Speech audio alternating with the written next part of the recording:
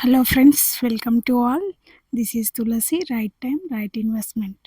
Friends, ఇప్పుడు మనం present వచ్చిన ప్రాజెక్ట్ ఏదైతే ఉందో అది మనకు బెంగళూరు హైవే నుంచి రాయికల్ కమాన్ నుంచి జస్ట్ 2 కిలోమీటర్స్ రాగానే ఇక్కడ రోడ్డును ఆనుకొని హౌజెస్ పక్కనే ఉన్న ప్రాజెక్ట్. ఇది హెచ్ఎండిఏ అప్రూవల్ ప్రాజెక్ట్.